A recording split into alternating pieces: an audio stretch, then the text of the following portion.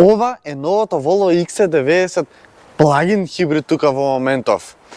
И за мене, односно сега ќе кажам нешто што можеби голем дел од вас и нема да се согласат, но ќе кажам реалната состојба како стои. Прво доаѓа во овој ранг BMW, Audi, Mercedes, сетото тројство, нели? Па после доаѓа Porsche, па после Porsche Bentley Bentayga, Rolls-Royce Cullinan, нешто стварно врв. И за мене на врвот најгоре стои Volvo. И тоа е така бидејќи Volvo не е за секого од вас, не е за секого од нас, не е ни за мене. Но тоа ќе го објаснам за кратко, сега прво ќе ви го објаснам дизајнот на овој фейслифт. Не ми се верува како може да направат дизајн кој што нема преголема драма, нема драма воопшто, нема некои чудни искривени линии, нема некои необјасниви црти во дизајнот кој што треба да ги објасниш, треба да ги разбереш, треба време да пројде за да ги примиш сите тие линии. Едноставно, и да го гледате видеово, еве сега паузирате го, пуштате го за 10 години од сега, видите го дизајнов и ќе кажете: "Вау, добра Volvo." И тоа е така бидејќи пред 10 години скоро, можеби малце помалку, искочи претходната, односно пред фейслифтот на XC90 и изгледа до ден денес да ги ставиме еден до друг, изгледа како сосема друг модел на Volvo, иако се толку слични, иако многу малку фейслифт има, но изгледа многу убаво и многу модерно. Чиста елеганција, луѓе, ова е чиста елеганција. Ова е врвот за мене во автомобилската индустрија, кога станува збор за луксус, станува збор за премиум автомобил. Толку нежно, толку елегантно, толку едноставно, што не треба да има преголема драма за да нагласи дека е некој нешто. И затоа ова е еден дел од она што го кажав, дека Volvo не е за секого, си има една посебна категорија на клиенти. Е сега околу фейслифтот што направиле Volvo и зошто го направиле тоа, бидејќи нормално како и целата автомобилска индустрија што се движи кон електрификација, така и Volvo ја следи таа идеја, таа цел, односно со неодамна моето објавување на EX90, комплетно електричниот модел на XC90, се направени одредени измени ради аеродинамика. Ова бидејќи е плагин хибрид, нова електрификација, затоа значи дека мора да ги следи тие неколку елементи од аеродинамика и е поставена комплетно нова маска која што сега изгледа малку пошироко, многу поголема оваа маска тука каде што е поставено и логото, новите светла, малку редизајнирани светла каде што е познатиот Тор и странично нема некој баријар, не можеме да приемеме некои драстични измени. Другата разлика позади што ја има се светлата кои што сега се позатемнети, изгледа искрено за мене малку поубаво. Пак ќе кажам, сметам дека не му требаше фейслифт, бидејќи се изгледа фантастично, ама ајде сега да ви ги покажам и измените внатре. Ме добива секој пат Volvo со интериериве. Значи, особено оваа комбинација е мојата омилена. Ова мислам дека можете да мириснете кожава преку камера. Ова е вистинска кожа, алкантара горе, мислам, рачкиве се во кожа. Овие сенки за сонцето се од кожа. Преубаво, мислам, преубаво е на дофат, преубаво е за седење, за уживање и за гледање. Ова е стварно како некоја шведска луксузна куќа, преубаво изгледа. Е сега кои се измените тука направат многу минимални, пример, исто е поставен екранот, но тука е сега 11,3 инчен екран, кој што има нов апдейт, односно сега побрз, пореспонзивен, има подобра графика и стварно мислам екранов има фантастичен, на Volvo секој пат сум го фалел. Ќе ме скине санкција од YouTube, вајде. Одлична навигација, имате одлични системи кои што можете да ги регулирате преку екранов, имате Google Maps што е многу добро бидејќи не треба да го конектирате телефонот, едноставно се конектирате преку екранот и е фантастично. Инаку можете преку Apple CarPlay или Android Auto се приклучите и да немате никакви проблеми. Интересно е тоа што дел од физичките копчиња, конкретно дел од клима и радио се поставени тука доле. Најголемиот дел се е преку екранот, но не е така збунувачки, не е комплицирано, така да нема му дадам тука никаква замерка. Овде имаме дрвени елементи кои што леле го обожавам. Едноставно го обожавам интериеров. Клима, вентилацијеве отворите со тркалцава кои што звукот е фантастичен. Нормално и на страниве имаме секаде по некоја мала остава, како тука, така и доле во вратите, метални рачки за отварање, меморија на седење и на сувозачкото седиште нормално, и имаме подесување на овие делови тука за колената да ни бидат што можно поубаво исправени и да ни биде покомфортно. Нормално седиштата се електрични и подесиви и може да се стеснуваат, да имате лумбарна поддршка, буквално како и да ви одговара, биде само подобро и подобро. Шведското знаме нормално тука. Сега доле имаме бежичен полнач, кристален менувач, кристален? Мислам, фантастично. Нормално имаме две остави за шишење и една мала остава за телефонот, што е супер, бидејќи може да ви стои вака исправено, е многу кул, многу практично, и дополнително на тоа имаме можност да ставаме и потенки шишења, да не бидат само поголеми, па малите да ни шетаат. Тука имаме еден, под наслонот за раката имаме една мала остава со 12 волтен приклучок за струја, 2 USB порта, и сега ќе ви го покажам задниот дел. Секунда само да истрчам до вас и влезете во луксузот. Мислам, вау, комфорно. Ова не го разбирам. Зошто на средниот дел тука има тунел, иако е нели електрифициран делумно, па не му треба тунел, не му требаат ни за кардан, за погонот на сите 4 тркала, но окей. Имаме тунел. На средниот дел можеби нема да седите најудобно, но затоа имаме трет ред позади. Но пред да дојдам до него, ова седиште сега вратено, речи си максимално наназад и ја спуштано. И јас повторно имам простор за нозете, одличен простор за главата. Или ако дојдам тука, каде што е малку по-цивилизирано наместено седиштето, јас седам како во лимузина и можам да си ги спуштам нозете напред. Ова е сега навалено најмногу надоле, што значи дека можам буквално да си уживам на пат. Доле, тука имаме USB порт, што е супер, два имало, и можност да регулирате клима од тука, нормално си пуштите грејачи ако сакате, лесно достапни ISOFIX куки, одличен наслон за раката со интересна остава за шишиња, тоа е супер. И сега, ако дојде ред да треба ги користите двете седишта од позади, тоа значи дека можете да си ги подигнете од тука, го клизнете вака како што сега го направив и да го кренете третиот ред. Сега бидејќи јас заборев да трнам даската, односно завесата од позади, тоа не можам да го направам сега и затоа ќе пуштам клипче во моментов додека зборам да видите како сето тоа изгледа и дека има доволно простор да седат буквално 7 души тука внатре. Што се однесува за багажниот простор, имате мини гарсонјера, бидејќи е огромен, кој ќе ги спуштите задниве две седишта е стварно огромен. Дури ако ги кренете, имате повторно доволно простор за користење. Нормално, моите омилени куки за качалки, бидејќи швеѓаните се пионери во практичноста, и нормално имате тука една мала остава која што можете да користите, односно, пред да дојме до малата остава, ова е супер, бидејќи доаѓа како граничник за одредени работи, ако не сакате ви се врткат низ багажник, а под него имате мала остава кај што се каблите за полнење, бидејќи како што кажав, ова е плагин хибрид. И бидејќи е швеѓанец и има одлична удобност, имаме воздушна амортизација која што можете да регулирате од тука за да ви биде полесно истоварањето и товарањето на поголем багаж. Сега може да почнеме со возење. Сега верувам дека чекавте да чуете зошто јас мислам дека ова не е за секого од вас, не е ни за мене.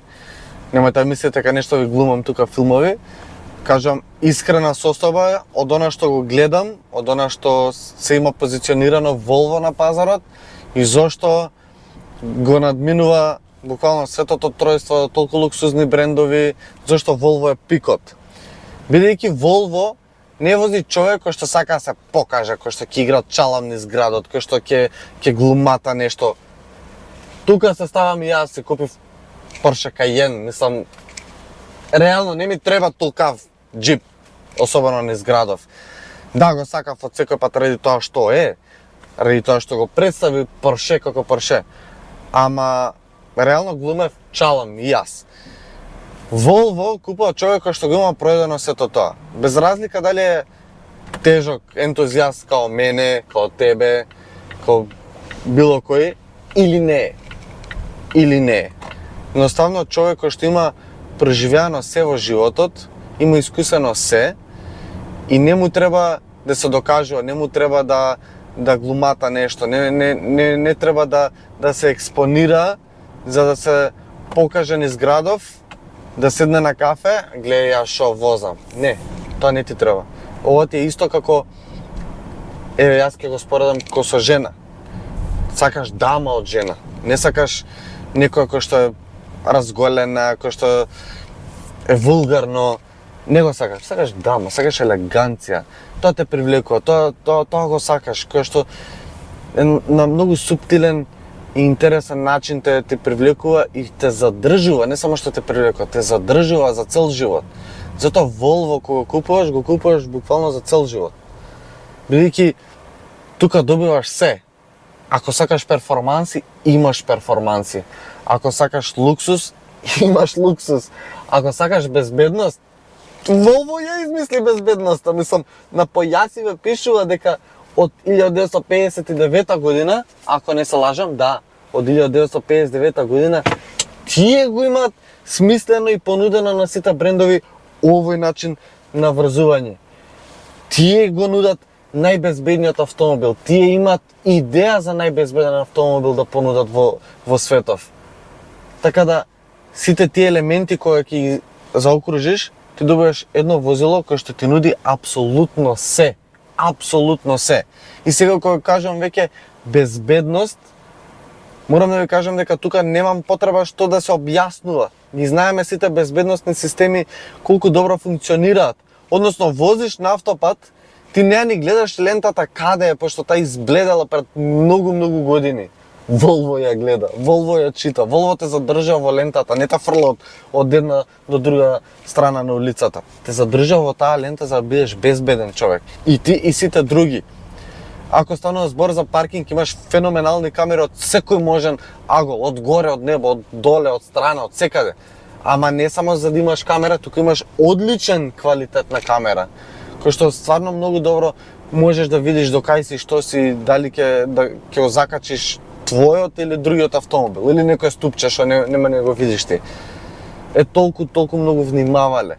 Ако станува збор за перформанси, тука денес имам T8, тоа значи плагин хибрид, комбинација од бензински мотор и електричен мотор. Заедно произведуваат 455 конски сили, што се феноменални. Мислам, не пробувајте да видите дали се сосема доволни, бидејќи ќе го ископа асфалтот. И нешто што ми е многу интересно, што имаме 2.0, мислам Volvo многу одамна рекоа дека ќе произведуваат само 2.0, бензински или дизел мотори, и се докажа како стварно многу квалитетни мотори.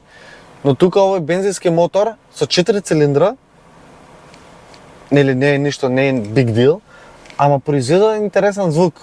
Имаш чувство дека е нешто сериозно, нешто моќно, нешто што ако треба да му дадеш некаква задача, ќе ја заврши таа задача, па што сака нека биде. Што се однесува до електриката, бидејќи плагин хибрид, да, можете си го полните, можете да водите на струја некаде околу 70 км на струја, можете комотно да се извозите. Но нешто што ми се допадна и што го размислувам, нели, ќе го купи некој живеен господин човек, што за жал гледам дека кај нас нема нешто премногу, сите нешто глуматаме фраери, уствари ништо тоа не сме, но оној што купува Volvo ќе патува многу. Е сега, на некои 100 км јас што успев да поминам една делница, увидов дека на 100 км имате опција да ставите дали да користите автоматски батеријата, комбинирано, дали само батерија, или сакате се надополнува. Јас, кога ја испразнив батеријата, на автопат ставив да се надополнува и на 100 км мене ми врати некаде околу 25 до 30 км батерија, што е супер, бидејќи кога ќе се вратам во урбаните средини кај што нели најмногу троши возилото, без разлика кој тип на гориво е, во тој случај сакам да возам на струја, да биде еколошки и да биде економично. Што значи дека на 100 км, тоа е до Кавадарци, а ваков тип на луѓе нонстоп ќе патуваат на состаноци, со секој возење на автопат можете да комбинирате струјата секако, можете да се надополните и во град да имате возило кој што ќе вози за џабе.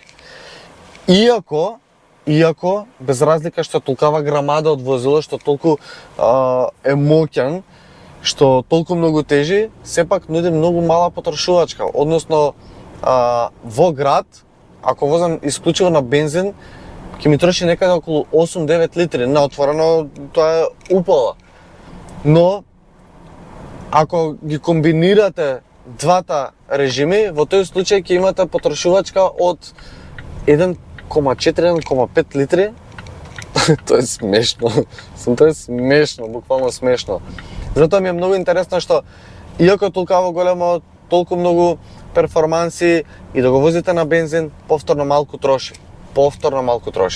Треба само се надополни дека батериите се поставени доле, но имате воздушна суспензија, но и во овој фейслифт имате дополнително зацрстување кој што го имат направено во поглед на суспензијата напред и позади, односно имат поставени, да кажам, ака се градски дополнителни рамења кои што имаат направено да биде подцврст ради батериите, ради тежината, но и во кривини на многу поголеми брзини кои што лесно ќе ги достигнете и нема да ги осетите, ќе биде многу стабилен. Што значи дека на сериозна брзина вие со XC90 можете сериозно да влегувате во кривини, да совладувате километри и при тоа да не се чувствувате уморно, бидејќи воздушната суспензија, седиштава и Volvo ви прават да пројдете 400-500 километри и да се чувствувате како сте прошле едно круче низ градов. Дополнително на тоа е многу мек во поглед на менување на брзини. Имате 8 степен автоматски менувач кој што путерче. Сега може, ако прв пат возите Volvo, да си кажете, чекај, зашто не ми менја брзини така, зашто некако не ми ја прима гаста, тоа бидејќи Volvo е пионир во безбедноста и си ги чита безбедносните знаци константно. Првично ве лимитира на ограничувањето и ве задржува тука. Но, ако имате потреба дополнително, не знам, да забрзате, нешто се случува и ви требаат повеќе перформанси, поголема брзина, само подлабоко притискате на педалата за газ, автоматски си враќа брзини, си се прилагодува, забрзува и тоа забрзува баги. Особено ако го ставите во Power, во еден од режимите што го имате за избирање, и имате потреба нагло да притиснете за газ, внимавајте, бидејќи штом ќе притиснете, нема закаснување, нема турболек, нема ништо. Значи перформанси сега. Звуков е вау. Сега имате хайбрид, нели, за двата режими, имате Pure, само струја, имате само опција за 4x4 и офроуд. Така да апсолутно можете да уживате и да одите кај сакате. Си правите пикник со фамилијата. И дополнително на тоа, нормално на менувачев, ако стиснете ушеднаш за драйв, ве префрлува Б во брейк, и тоа значи дека со секој отпуштање на педалата за газ, вие намалувате и надополнувате, односно регенерирате батерија, што е супер, тоа е одлично. И затоа кажам дека Volvo едноставно не е за секого, без разлика што толку сериозни брендови има, Rolls-Royce, мислам, Bentley, врвот во луксузот, но и тука е толку луксузно и убаво направено се, мислам, Bauer & Wilkins озвучување кој што е фантастично, сада не пуштам да не ме санкционира YouTube, кожа на седиштава, убаво квалитетно направено, го купуваш за еднаш и стварно да уживаш, иако би било убаво цело време да уживаш во новитети, но и овде не е така ефтин, ама не е така скап како тие. 109.900 евра за ова ниво на опременост, кое што е врвното, имате буквално се, но толку многу внимавале на детали, мислам, цело време само една работа, друга работа ми текна, што графиката е супер, што пред возачот имате фантастичен екран, и гледате навигација, гледате сите потребни системи што ви се на ум во моментот, но исто така ако сакате да затворите или отворите панорама, само лизгате на ова, не е ни копче, не знам, тач, фантастично. Мислам, за 109.900 евра, кој ќе споредам со тие брендови, пак ги мачка. И затоа ќе кажам дека цената е висока, но во споредба со тие е многу ниска. И на крајот на денот тоа не го купува секој. Нели? Така да направете subscribe, ќе ми биде многу мило ако некој од вас стварно се смета дека Volvo е за него и дека Volvo е исто за него врвот, као за мене, бидејќи после Поршето јас би сакал искрено некој пат во животот да дојдам до ова. И енде, тоа е. Не ми треба друг бренд. Направете subscribe ако до сега веќе не сте направиле, бидејќи искрено многу ми значи вашата поддршка. И нормално се гледаме наредна недела со ново видео. Чао!